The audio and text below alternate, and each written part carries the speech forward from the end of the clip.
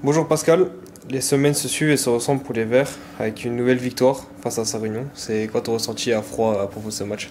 Ouais, bonjour à tous. Bien sûr, une satisfaction de continuer à gagner. Ce sont des bonnes habitudes à prendre. Donc, effectivement, troisième victoire consécutive en championnat, dans un derby.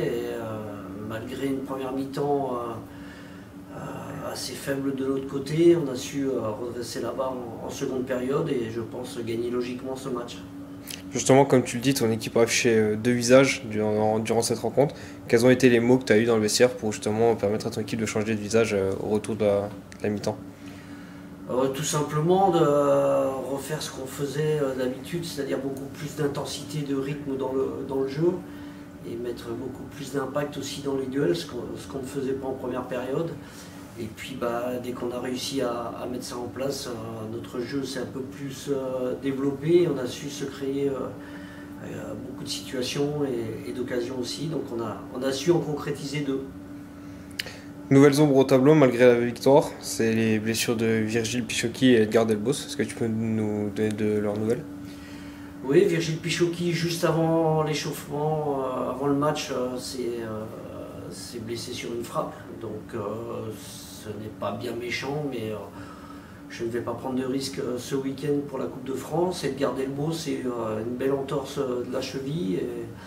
Et ça prend bien forme là, puisqu'il a travaillé avec le kiné voilà, sur une petite réathlétisation. Donc je pense qu'il va revenir parmi nous la semaine prochaine. Justement, entre les blessures et les suspendus, est-ce qu'on peut s'attendre à des petites surprises dans le groupe ce week-end? Non, je ferai la meilleure équipe possible. On a un match important à relever, un défi à aller chercher en passant ce septième tour. Donc voilà, il n'y aura pas forcément de grosses surprises. Voilà, je suis là pour faire la meilleure équipe possible et pour passer ce tour. Samedi justement, c'est retour à la Coupe de France avec un déplacement à Nouzvillers. Quand on sait qu'on peut recevoir au huitième tour, est-ce que la motivation est décuplée sur ce genre de rencontre? Elle est importante puisqu'on veut vraiment passer ce septième tour. Donc je dirais peu importe l'adversaire, il faut respecter cette équipe de Nouzvillers qui est comme nous au septième tour. Mais je pense que notre détermination doit être supérieure à cette équipe-là pour aller au huitième tour avec voilà, cette possibilité peut-être de recevoir le match suivant à domicile. Mais voilà, il faut se concentrer sur celui de samedi qui est important pour l'équipe et pour le club. Donc à nous de faire le nécessaire et d'être performants sur le terrain ce samedi. Justement, hormis la qualification dont tu parlais, qu'est-ce que tu attends de tes joueurs, ce genre de rencontre?